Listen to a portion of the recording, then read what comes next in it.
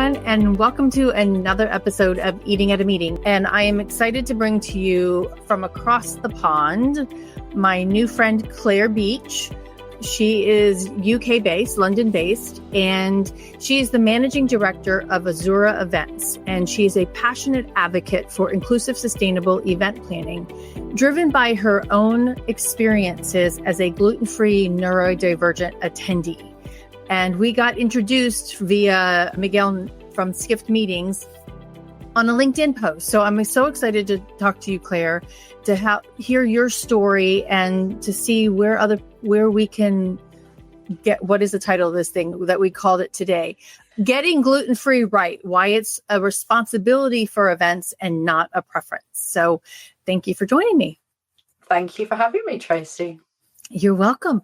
Okay, so tell me about, because I just mentioned Miguel in that post. Can you tell me about that post that you made and how we got connected to get to this story? Okay, let's jump straight in. Yes. Great. Yeah, so I essentially had a pretty disappointing and frustrating experience from a catering and neuro-inclusivity point of view at a couple of recent industry events. So what by that, events organized by event professionals for event professionals, which, you know, you'd have thought we'd be pretty good at doing this. And yeah, so my frustrating and disappointing experiences led me at the end of that conference to find myself sort of thinking, right, I have three options here. I have had enough.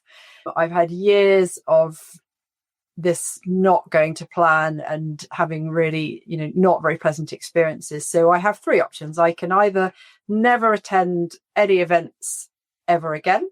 I can micromanage my own attendance at any events that I do attend, which doesn't sound like a lot of fun either. Or I can do something about it. And after a period of time reflecting after those experiences, I decided that I need to do something about it. So I put a shout out on LinkedIn and asked if anybody in my network or their network knew people who were experts in dietaries and the sort of legalities and the responsibilities and just the best practice, for how to manage this. So with a view to bringing together a task force in the UK to begin with, and then who knows beyond that. So, we have formed a task force. We've had 2 meetings now. And nice. It's very exciting to be doing something about the problem rather than just suffering ongoing. Continuing to suffer. Yeah, exactly. I saw a video last week, or my friend shared it to me, of the Illinois senator who has introduced a bill in Illinois to require celiac and gluten-free training over and above allergy training, because she witnessed her newly diagnosed chief of staff eating out at a restaurant and what that challenge was for her. Yeah. And she had no clue about it beforehand, but then witnessed this. And so it's passed. It's actually going to the governor's office for signature to become law in the state of Illinois. I'm telling you that story because it ties into that feeling that you had, right? And what do we need to do right? What is your task force that you've come up with? What have you decided upon so far? I think it all comes down to education for everybody that's involved. I've heard some horror stories from colleagues just this week about an event they were organizing last week where the delegates really didn't help the situation. Oh, really? So, our focus has been initially was on where is the communication breaking down? The delegates are providing in their registration form their dietary requirements. The planners are processing that information and deciding what, if anything, they're going to do with that, assuming they've even asked the question. Not everybody even asks the question in their registration form. And then they hopefully communicate that with the caterers and the venue and all the suppliers involved. And then they will hopefully discuss that and how that's going to look and how it's going to work on the day, and then check that it is working, how they discussed on the day, which again doesn't always happen. But the delegates play a big part in this. So, providing accurate information on the form to begin with, telling us that they do have a dietary requirement. We have people who don't even tell us and then wonder why we haven't been able to cater for them. But being accurate with that and differentiating between it being, a requirement as in an allergen or an intolerance or a preference. And we've had discussions around the wording of that, so that we can get a more accurate picture of what we're dealing with. Is it just that somebody would prefer not to eat something because they don't like it? Or is this, a health and, life and death situation? So we're going to put together a checklist of all the different stages of the process to try and identify where the communication can fall down, because obviously sometimes it's perhaps temporary staff who have had very little training, who are the ones who are serving the food or dealing with the questions from the delegates, and there's a big lack of transfer of knowledge from their managers to the team on the day. It also requires our planners to appreciate, what's involved in catering for all the different dietary. Do you design menus that cater for everybody, or do you single out the different groups and have perhaps a different serving station? And every event will work better in some ways for other events.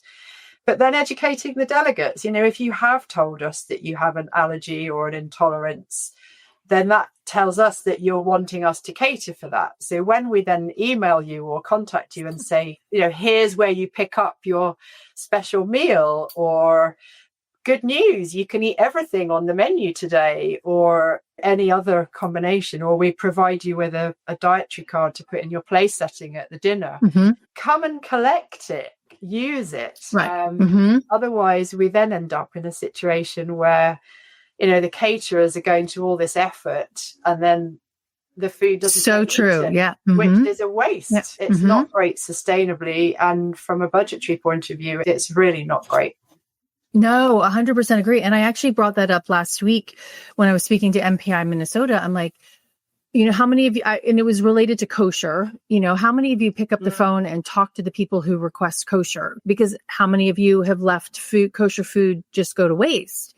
And, I've saved my clients hundreds of thousands, not hundreds of thousands, but thousands of dollars by asking that question, because like one gentleman can eat off the buffet as long as I label it correctly and let him know what's available. Another one who's Orthodox Jew needs that meal from the kosher caterer, but it does remind me of a woman who said, I want to manage my dietary needs on my own. And I'm like, but I'm here to feed you. And she's like, but I don't want to put that burden on you. And Amanda Whitehouse 2-3 weeks ago said, you need to listen and respect that. And I get that. But I also want to make sure that they know, hey, I'm here, or we're here to feed you if you need something. Right. Yeah. Definitely. And and it all comes down to how that person has probably been made to feel in the past at numerous events where they just don't trust anybody anymore. Right. And that's a shame that they've got to the point where they're actually just leave me out, they're self-excluding themselves from that, from the food part of that event, which is sad. Exactly. All right. Because the title is, why it's a responsibility for events and not a preference. Can you explain to me why you think it's a responsibility and not a preference for event professionals, based on you as being as an attendee that has a gluten intolerance versus as well as being a planner? Definitely. So, the bottom line is that everybody has a right to eat at an event. If you're providing food for everybody, then everybody has a right to be a part of that. And they also have a right to feel included and welcomed and thought of, not just because you've got a special requirement. Everybody wants to feel those things. It's part of being part of society, isn't it? So I think the alternative, and I've definitely been on the receiving end of this, is feeling like you're a troublemaker, you're an inconvenience. And worse than that, possibly, is to not even be taken seriously, which, having listened to many of your previous podcast guests, when you have a very serious allergy, that's not an option to not even be taken seriously. So I think, therefore, if we are really in the business of being hospitable to people in the hospitality world, then those are really just no-brainers, aren't they? Like, to make people feel welcome and included is why we run events, and food is a big part of that.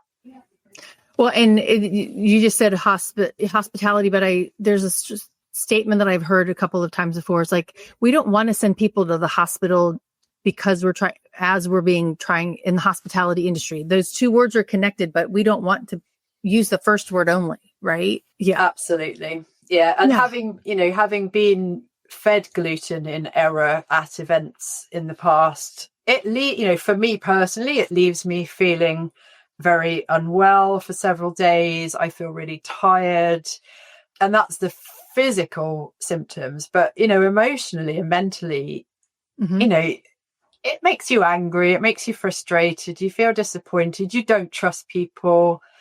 The next time somebody says, oh yes, you can eat this, you're going to be, can I? Because that's what the last person said, and then I felt rotten for ages. So yeah, I mean, and it is, it's like getting burned, right? Or getting glutened, and more accurately is like, you've gotten glutened, and then but you do have to go out for work. And one of the conversation that you and I had, when we first met over the phone too, is with your decisions, is like, I can't not go to these events because I lose out on the opportunity of growing my business. I lose out on the opportunity of networking, a variety of different things. You can't be, people with dietary restrictions can't be hermits. No. We have to live our lives. No, right? Exactly.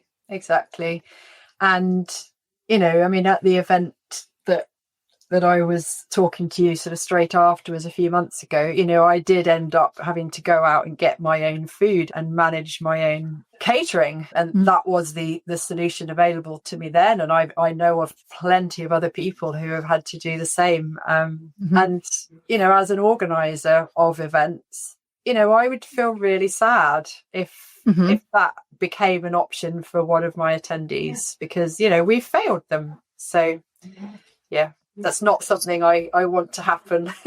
Right. So on that note, and then mentioning your task force and your checklist, what are some things that you all have already identified, or have you identified things, to even start with to make sure that this changes?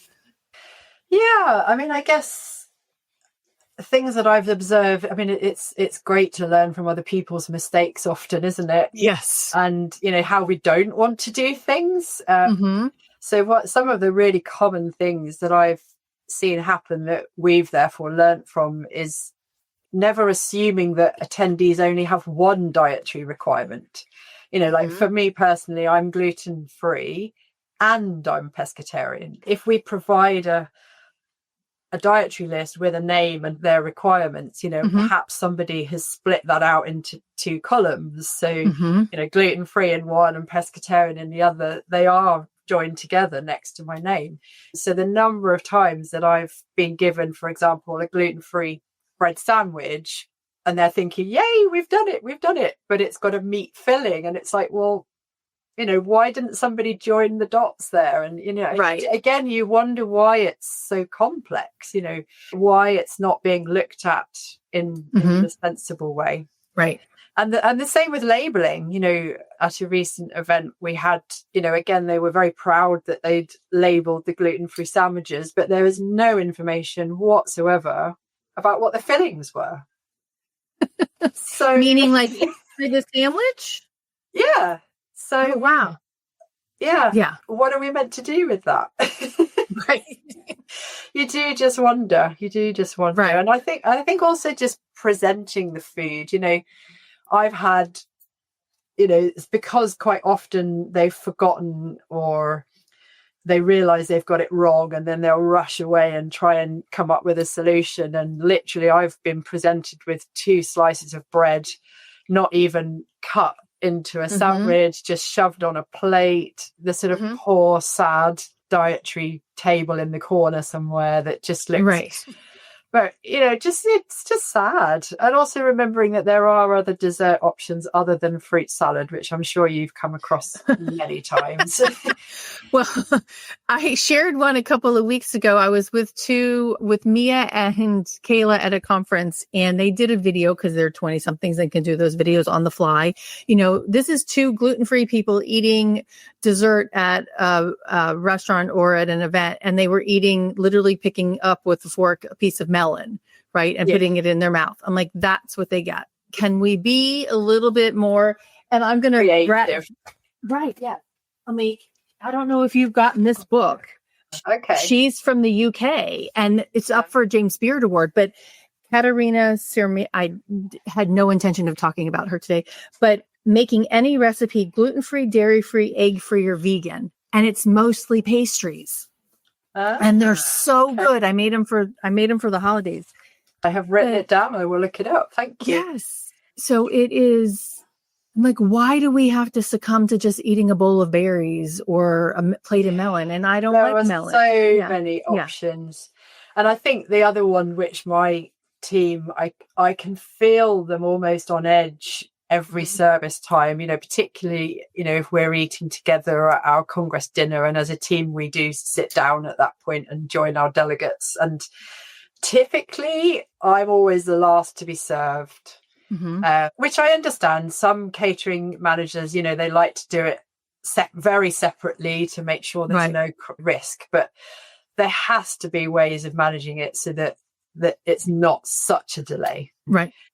And, I have been known to be sitting, waiting while everyone else has finished their dish, because by this point I'm like, please start, because yours is going cold and I'm still waiting for mine.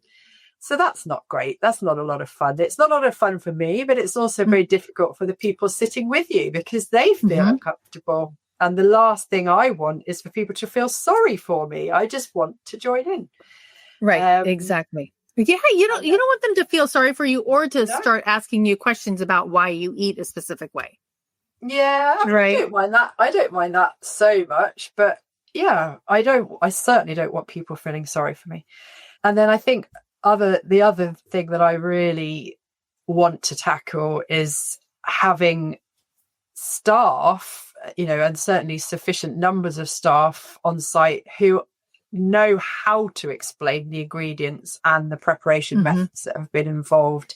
Because a number of times I or my colleagues have said, can you confirm what's in this? Is it gluten-free?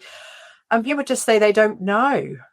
Right. And even if they don't know, or even if you're not able to equip everybody with that information, at least train the staff with a lovely sentence that says, I'm not the right person to speak to about this. However, if you could just wait a few minutes, I will go and get my colleague who will be able to help you with that question. You could print that on a little card and have it on the tray in people's pockets so that they can read from it if necessary when the time comes. Yeah. It makes me feel heard. It makes me feel supported. It makes me feel as though, again, I'm being taken seriously. And if they're not the right person to ask, then they're going to go and find somebody who is. And I think that's a really big learning point.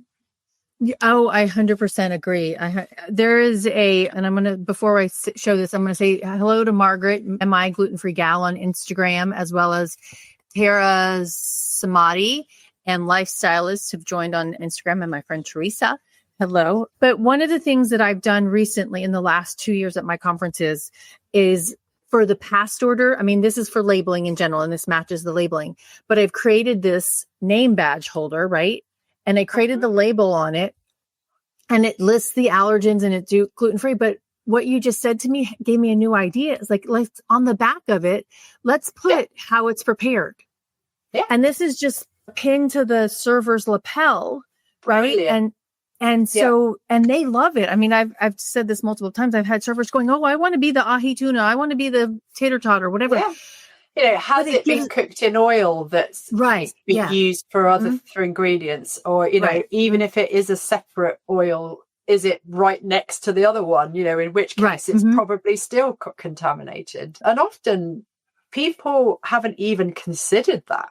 Not only do they not know the answer, but they haven't even considered that, oh, there's an extra level to that I hadn't thought about. So, yeah.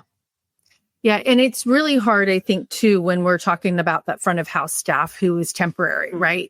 They're not necessarily the A team that works there 40 hours a week. They may be the C team, but I think it's even more important for that C team to be trained to say, okay, let me go get, like you said, my colleague who can answer this question.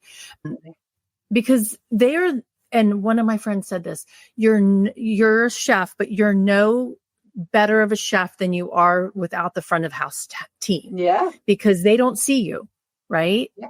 Yeah. They're not interacting with you. Okay. So Joshua Powers just posted in here. Yes, that is such a good idea. Labeling and cross-contamination is so important. Yes, Joshua, 100% agree. And people don't, even if it's the tongs, right? I mean, that's kind of that cross-contact incident of picking up the tongs and using them for something else. Be cognizant of that. Right? Yeah. Have somebody standing by that station, or better still, have somebody serving and making sure. But again, if the servers don't understand why, then you're on a losing battle already. Just because you've told them do not mix up the spoons in the bowls, or if you notice somebody, if they don't fully understand the impact that could have on somebody's day, week, month, year, life, they're not going to appreciate it. No, they're not. And it's like that story I told you at the very beginning of the senator from Illinois. I'm like, she didn't really think about it until her chief of staff had the challenge, right? And they were out together. And I think they handed her a grid and said, here, you figure out what you can eat. Oh, the number of times. And even they are a different format every time. So you're having to, you get handed an iPad or a clip file, or you've got to scan a QR code to go into some strange list that you've got to tick what your dietaries are, and then find that there's literally one item on the menu.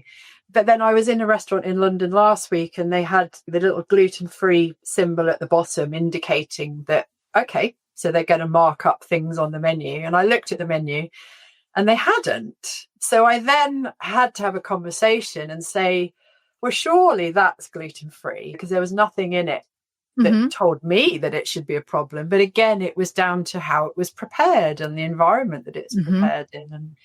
And the number of times I've had, oh, well, you can't eat that because that's rice, or you can't have that because that's potato. Sorry.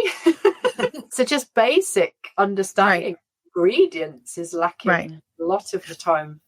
Which begs to differ, or makes me wonder, I don't know, which makes me wonder probably. So you all have had the EU 1169, which is the regulations on food allergen labeling, which gluten is part of that, for 11 years now.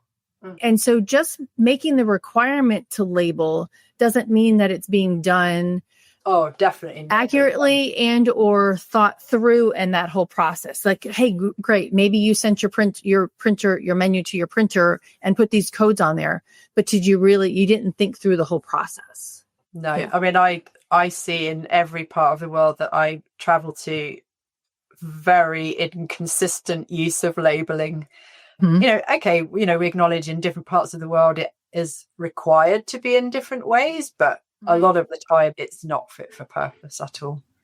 Yeah, because it's there. It's kind of putting lipstick on a pig, right? Yeah. And making the pig look pretty, but it's not making sure that it's safe throughout the whole way. How do you think the industry education? I mean, there's education for servers and food service handlers around food allergies, right? In the States and in EU and things. But what about for industry, for meetings industry, event industry professionals, professional conference organizers? I mean, you have a company. So what do you think training would be for you all?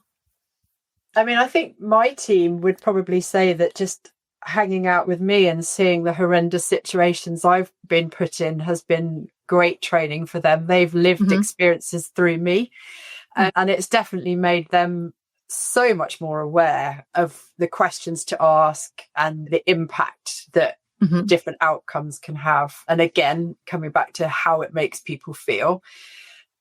But I think, yeah, I mean, certainly one thing that the dietary task force that we're setting up, we are going to put together some sort of checklist that will be aimed at planners and also at caterers and venues. And we're also considering, at the congresses that we run, creative ways that we can educate our delegates. Okay. Because, as I said earlier, they're an important part in how this all works. And if they don't understand the impact of their lack of communication, or them not going to pick up the meal that they've ordered, or deciding on the day that actually they're now not vegetarian because that roast beef looks really nice, or, and, some of the stories are funny, but some of them are really annoying from a budgetary point of view and from a food waste point of view. Right. So yeah, we're just, so I would love to know if any of your network have managed to successfully educate delegates in a creative, not in a you have to do this and you're really bad at doing that kind of way, but maybe we have a poster in our poster session about the impact. Maybe we use our opening ceremony as a, get our sustainability committee chair to go and stand up and just say at the beginning of the Congress, like, okay, delegates, welcome. You've got a responsibility, and set out, in a fun way, how they can help. Right. I love that. I love that idea. And a couple of years ago, and it's probably been 6 or 7, we had a woman at a conference who was allergic to apples, and she couldn't be in the room with apples. And so we sent out an email, we put it on the event app as a pop-up, and the MC did a joke. This is the only apples allowed in the in the event are MacBooks and iPhones and iPads and things like that. But that attendee, like, I share her quote all the time. She's like, you have no idea, how grateful I am and what you did. But it really, that has that impact. But I think thinking through, we give those security briefings, right?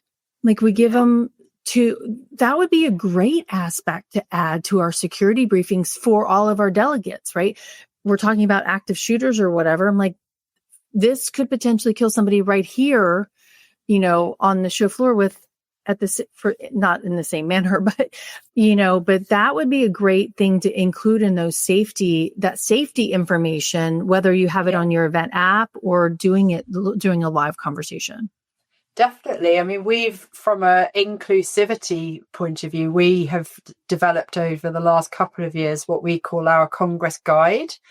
And it started out, actually, I was organising a family party last summer, and being a planner, of course, it was all in far too wordy and far too detailed. But essentially the invitation that I sent out to family and friends was a sort of what to expect from the different parts of the party. And a family friend reached out and said, this is absolutely brilliant, because I am, she's neurodivergent like me. And it gave her the confidence to accept the invitation, understanding what was going to be happening and what to expect. So I took that feedback and worked with our communications manager for our events. And we've developed it into what is now our Congress Guide, and it is aimed at neurodivergent attendees, but also anybody that just, it could be somebody who's never been to an international congress before, or has never been to our international congress before, because there are things that are unique to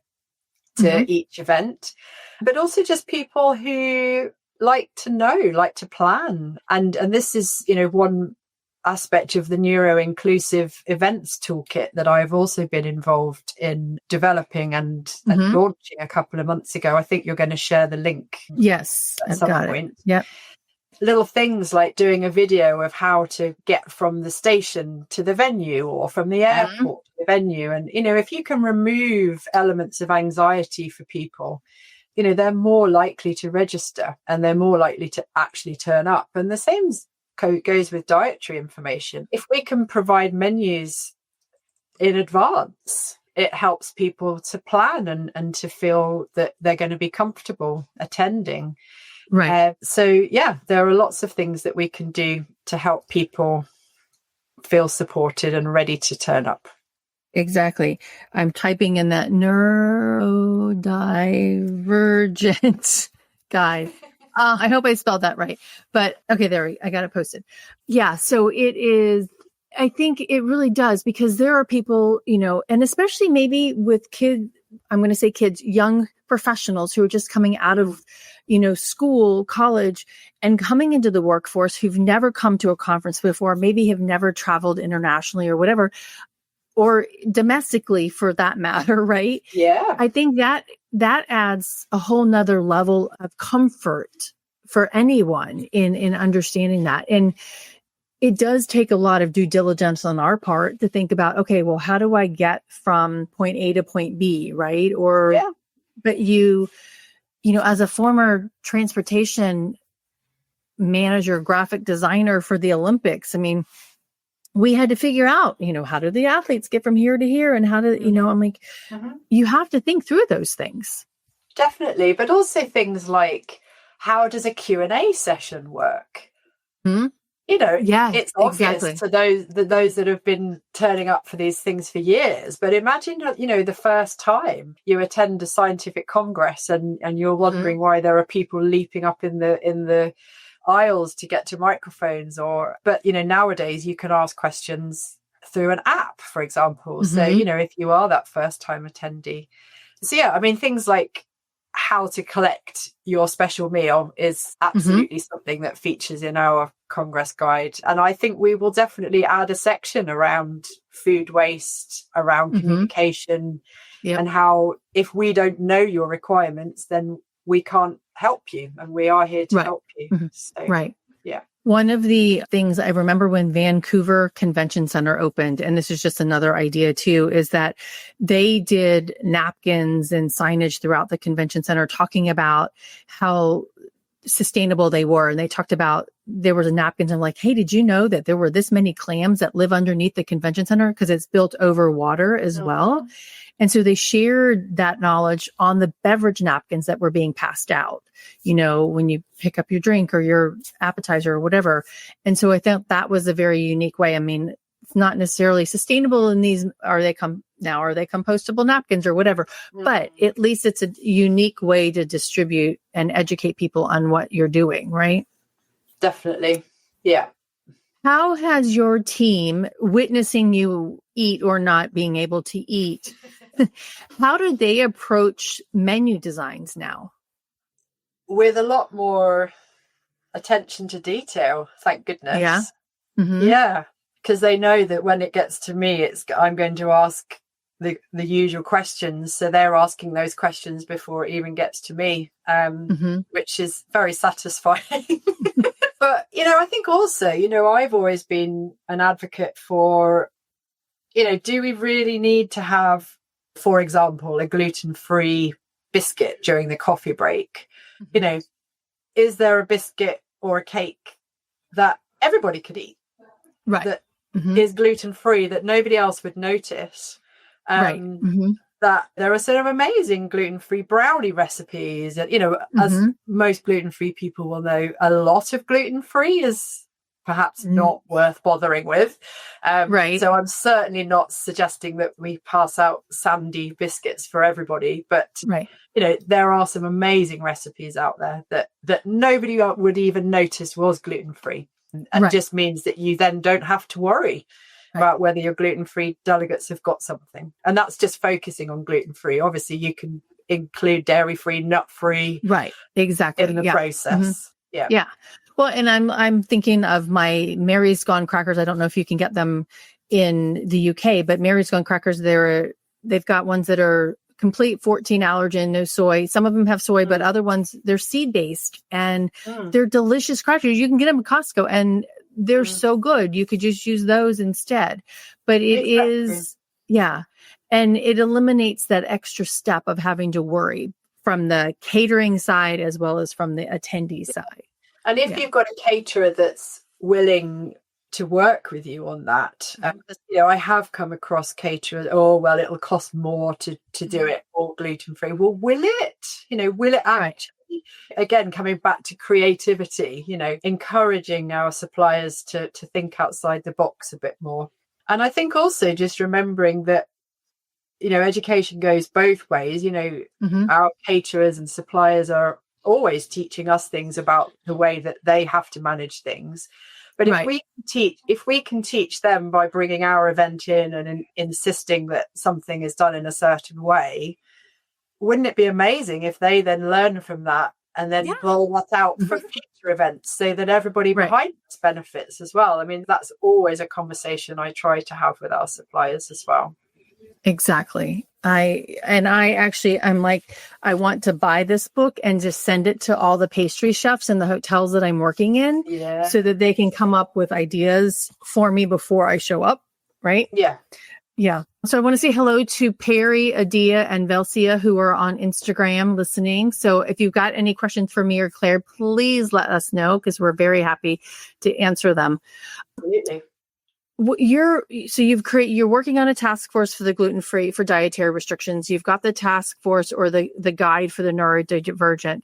What is your future vision? What is your vision for the future inclusive, responsible food and beverage planning for the industry? Oh, wow. Okay. Let's go. Yeah. I mean, again, it all comes back to education. I think as conference planners, we're always astounded that particularly in the UK, event management courses for students don't really cover the conference industry, which I think is such a shame. They tend to focus on festivals and as we know, that's, that might be fun for some, but they're so competitive. And the reality is that most of them won't get into work on those events. So yeah, maybe we build it into the curriculum from a college level, talking about, not just catering courses, but event management courses. I don't know whether it is already. I would need to find out. But, again, if the students coming up through the system are already thinking about it, when they're gaining their knowledge and experience working up through the ranks, that's brilliant if they've got the awareness and they're asking the right questions. The future. Everything labeled the same, Yeah. And that would be nice. Just being able to trust what information you're given, because I never fully trust. I mean, there are times when you're just so hungry. And again, that's a privilege for me with being an intolerance rather than, a severe allergy. And it's interesting sharing the difference between the EU, the UK, and us and the US is that labeling for gluten is not included in the allergen labeling, right? It's a whole separate regulation. And when the EU, and we have wheat on our top 9 list, and instead of wheat, you all have cereals containing gluten. So it's totally different labeled in the EU and the UK. So that is one big difference. And the one thing that I found challenging or interesting as well is that a lot of the countries have elected to go by numbers, like 1 means fish and 2 means gluten. And each country chooses which order they go in differently, right? Yes. and it relies on everybody to know what those numbers are. So, we were organising an event in Czechia last year, and being a UK-based company, we're not familiar with what the numbers are because we're not in the EU anymore. Right. We don't have those systems here. So, it's all very well having the 1 and the 3 and the 5 after something. But if you haven't got the key that explains what the 1 means and what the 3 means and what the 5 means, then it's, you may as well just be putting dots afterwards. It's, it's pointless information. Exactly. And I was going through a menu the other day, 35-page menu, and the key was on page 3 at the very bottom left corner. I'm like, so I'm flipping through this entire menu and trying to figure out, and I wish we would all get the V or the VG, which I want VG to be vegetarian and I want V to be vegan. Okay. The one word for the shorter word and, 2 letters for the longer word. I mean, can we just make that standard? Yeah. Yeah. There's a lot of education at every stage, I think, that's needed. Ongoing. 100% agree. Ongoing education is for sure. And then even though you take your class, and we kind of touched on this a little bit, if you take your online class or your in-person class on allergens and food safety, you need to then go to work and test it out, right? Because it's one thing learning it from a book, right? It's another thing actually implementing it. Definitely. And I think giving people the opportunity as part of that education to speak to somebody who has one of those dietary requirements, to understand their lived experience, and again, to then appreciate the impact that has. Exactly. Adia just said, write a book, Tracy. Yeah, okay. And she said, write a book, sell it to the industry. And I'm like, so I just said, hold me to it, Adia. So yes, ma'am, I will. I've been talking about it for years. Shauna Suko would know that. Okay, so we're coming up to that 45-minute mark. So can I throw some rapid fire questions out at you? Oh, okay. Okay. So, first, what's the first thing you notice about food and beverage when you walk into an event? Labeling. Or lack of it. Right, exactly. Planner instinct or lived experience, which one guides your food and beverage decisions more? See, this is a tricky one, because my neurodivergent diagnosis is relatively recent, and in hindsight, I've been delivering events for however long it is now, naturally being sort of drawn towards certain methods of communication or certain levels of detail. And now I understand why. It's because all that time I was building events to kind of suit me.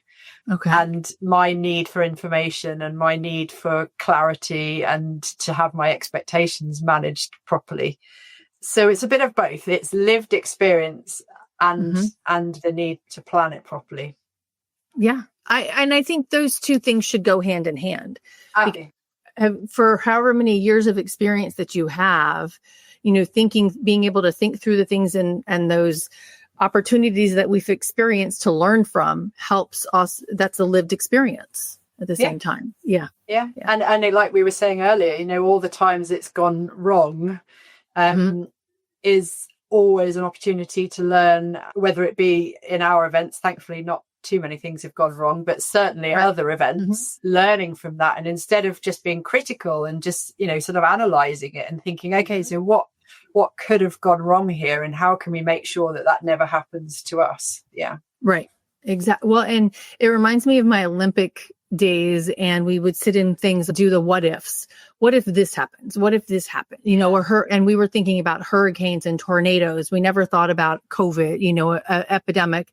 We'd never talked about, if a food allergic reaction happened, those, we need to think of those what ifs scenarios. Yeah. Which then takes me back to my high school friend, Molly, who used to ask the question, well, what if we didn't brush our teeth every day? But anyway, going in a complete tangent. Okay. 3 more. One thing you wish every event professional would stop doing when it comes to dietary needs. What do I wish they would stop doing? Or you could switch it to say start doing. Yeah, I think again, it comes back to education, instead of just, and you hinted at it at the beginning, actually, instead of just assuming that what that dietary requirement is for that person, pick up the phone, send them an email, and actually have a conversation about how we're going to most successfully support them to attend your event. Because it doesn't take long, and what you'll learn from that conversation will help you then plan effectively. And it may be that person doesn't need anything, in which case, brilliant, you've saved some hassle and time and money. But you may learn something really important. But I think the main part of that is that person then feels important. That will mean so much to them that they will, your event's got 8 out of 10 already before they've even turned up. Right. Yeah. I just got an attendee that's registered and has a chlorophyll allergy. And so I'm like, okay, I've not heard of that one. So can you please explain? So he appreciated the fact, and he gave me a can and cannot have list. And so, and the chef's like, I've never heard of that one before. So it's something new, and anybody can be allergic to anything. And that's what we do with all our accessibility, our delegates who identify themselves to us, is we contact them and just chat through exactly what they're expecting, what they need, and sometimes what they don't want us to do, because that sometimes is as important as what they do. Yeah, exactly. Yeah. Going back to that person said, I want to manage it on my own. Yeah. So, okay, I'm here for you. Let me know how I can support you. Do what you need, but we're here to feed you if you need us. Yeah, exactly. Yeah. Okay. What's your ultimate gluten-free comfort food for a long event day or after a long event day? What do you mean, like at the end of the while on site, or when I get home? When I get home, I generally crave, because I've not been eating as well as I would like to, perhaps. I generally have fish and potatoes and loads of green vegetables. I don't know. I just need that the nutrients. Yeah. That is what my body tells me I need. Yeah. No, I have that same feeling too, because the vegetables are very lacking in a lot of the food that we serve. Yeah. Or minimal. Okay. And final question. If you could have your dream dinner party that was safe for you, who would you invite to the table? Ooh. So this actually came up as one of the questions for my team last year. We did a blog on each other and what our favorite things to have on toast and things like that. So I would say, I don't know if you're going to know all of these people, but have you heard of Helen Mirren? Yeah. Okay. Yeah, I love Helen Mirren. Judi Dench. Yes, of course. Dame Judi Dench. Definitely Tina Turner. I've been very lucky to see her live in concert twice. So nice. Obviously she would have to come back to join us. Kate Adie is my idol journalist. You might not know her, but I very much admired her as a teenager. And then Olivia Colman is a fairly recent person who again is a British actress. I'm not sure whether short dark hair, right? Yeah. Yes. Yeah. Oh, she's phenomenal. Yeah. And I don't know, I just love them all as, I hope I'm allowed to call them, mature women. Obviously Tina is no longer with us, so she's certainly more than mature, but who have really grown. They just sort of don't take any shit from anybody, if I'm allowed to say that. They are strong, independent women. And I would love to have a dinner party with them and just let's do that. Okay. Learn from them about how to, be yourself. Yeah, that's awesome. Well, I thank you so much for being on here, Claire, and for chatting about this. We were chatting about, for anybody who's joining at the end, getting gluten-free right, why it's a responsibility, not just a preference. You can reach Claire on LinkedIn. There's her email address. And what's your website address for everybody? It is Azura, Azura, events.co.uk. Okay, awesome. Thank you so much for helping me continue to educate. And I look forward to our continued conversations on what we're doing on educating our industry on this, because it needs to be a collaboration. And I like the task. Can I be on your task force from the US? Yeah, of course. Okay, count me in. Yeah. Okay. Right. And I think I'm trying to come to the UK in August, so I will let you know. We can meet in person. Yeah, come to South Devon. I'm about 4 hours out of London, but it's worth the journey. Okay, sounds great. I love it. All right. Well, everybody, thank you so much, Tracy. You're welcome, Claire. Thank you. And let's turn your experiences into opportunities for the industry to thrive. So, definitely. Yeah. Okay. Everybody, thank you for tuning in. Everybody that was on Instagram and LinkedIn. We appreciate you being here. And if you're watching this afterwards, please comment. We will be more than happy to make additional comments back to you. So until next Wednesday, stay safe and eat well. Oh, we got a comment. Hang on a second. Thank you for today's show today's session from Nancy. You're welcome, Nancy. Thank you for tuning in. Everybody stay safe and eat well. Thanks. Thanks for listening to the Eating at a Meeting podcast, where every meal matters. I'm Tracy Stuckrath, your food and beverage inclusion expert. Call me and let's get started right now on creating safe and inclusive food and beverage experiences for your customers, your employees, and your communities. Share the podcast with your friends and colleagues at our Eating at a Meeting Facebook page and on all podcast platforms.